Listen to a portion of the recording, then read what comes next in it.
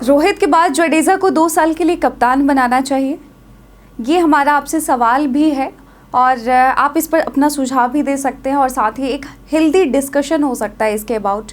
तो आप हमें बता भी सकते हैं कि क्या वाकई जडेजा को कप्तान बनाना चाहिए टेस्ट टीम का। और ये काफ़ी हैरान कर देने वाला सवाल भी है और काफ़ी हैरान कर देने वाला ये सबसे पहले स्टेटमेंट था जो रविचंद्रन अश्विन ने दिया। फिलहाल तो बुमराह और शुभमन गिल को लेकर के कप्तानी की चर्चाएं तेज़ है कि अनुभव के बेसिस पर देखें तो बुमराह सबसे प्रबल दावेदार माने जा रहे हैं और दूसरा अगर यंग कप्तान के बेसिस पर देखें कि भविष्य को देखते हुए लंबे टर्म के लिए अगर भारतीय टेस्ट टीम के कप्तान की ओर देखें तो शुभमन गिल बड़े दावेदार नज़र आ रहे हैं। और इस बीच में रविचंद्रन अश्विन का ऐसा बोलना कि जडेजा को कप्तान बना दो, ये बिल्कुल लीग से हट करके आउट ऑफ द बॉक्स वाला जो है वो स्टेटमेंट था। तो आइए आखिरकार रविचंद्रन अश्विन ने क्या कहा आपको बताते हैं।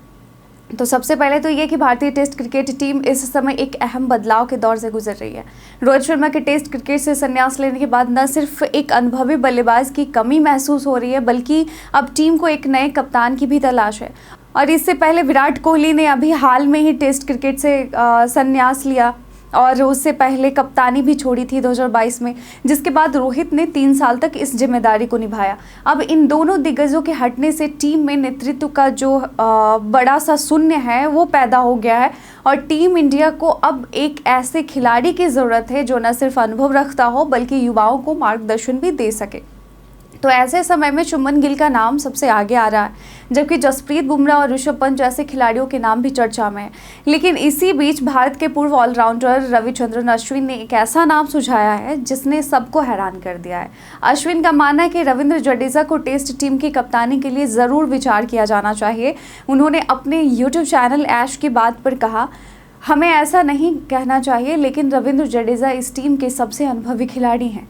अगर आप एक नए खिलाड़ी को कप्तानी के लिए तैयार कर रहे हैं तो जडेजा 2 साल तक कप्तानी कर सकते हैं और उनके साथ एक उप कप्तान भी हो सकता है। ये बात शायद वाइल्ड कार्ड जैसी लगेगी लेकिन उन्हें नज़रअंदाज नहीं करना चाहिए और वाकई ये बात जो है वाइल्ड कार्ड जैसी ही लगी।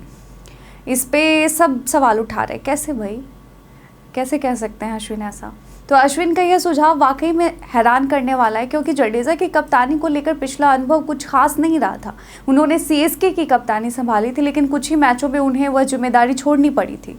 फिर धोनी ने फिर से कमान संभाल ली और इस पर अश्विन ने कहा कि हम सब भारत के लिए खेलने के बाद टीम की कप्तानी का सपना देखते हैं। जडेजा का भी वह सपना ज़रूर होगा। हाँ, उन्होंने सीएसके की कप्तानी की थी जो सही नहीं चली, लेकिन इसका मतलब यह नहीं कि उन्हें टेस्ट कप्तानी के लिए नकार दिया जाए। कम से कम उन्हें विचार तो करना ही चाहिए।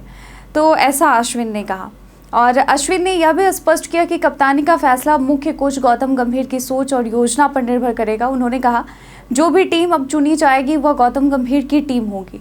गौतम गंभीर की टीम होगी, इस पर थोड़ा गौर करने वाली बात है। रोहित और विराट के जाने के बाद अगर टीम में कोई सबसे अनुभवी व्यक्ति हैं तो वह गंभीर ही हैं और वह कप्तान चुनने में अहम भूमिका निभाएंगे क्योंकि उन्हें इस नए ग्रुप को तैयार करना है। तो भारत अब 2025-27 वर्ल्ड टेस्ट चैंपियनशिप चक्र की शुरुआत 20 जून से इंग्लैंड के खिलाफ 5 मैचों की टेस्ट सीरीज से करेगा और यह सीरीज बेहद चुनौतीपूर्ण होने वाली है क्योंकि टीम न सिर्फ इंग्लैंड की धरती पर खेलेगी बल्कि बिना अपने 2 सबसे बड़े स्तंभों विराट कोहली और रोहित शर्मा के मैदान में उतरेगी। इनके बिना तो अब देखने वाली बात यह होगी कि क्या बीसीसीआई और टीम मैनेजमेंट अश्विन की हैरानी भरी सलाह पर गौर करते हैं और क्या वाकई जडेजा को टेस्ट कप्तान बनाया जा सकता है या फिर टीम किसी युवा चेहरे को आगे बढ़ाकर एक नए युग की शुरुआत करेगी। तो जो भी फैसला होगा वह भारतीय टेस्ट क्रिकेट के भविष्य की दिशा तय करेगा। तो अब हमारा आपसे सवाल है भाई, क्या आप रविचंद्रन अश्विन द्वारा रविंद्र जडेजा को कप्तान बनाए जाने के सुझाव से सहमत हैं? वैसे आपकी नज़र में भारतीय टेस्ट टीम का अगला कप्तान कौन होगा या फिर कौन होना चाहिए? शुभमन गिल, जसप्रीत बुमराह, ऋषभ पंत, रविंद्र जडेजा या कोई और? कमेंट सेक्शन में लिखकर ज़रूर बताइएगा।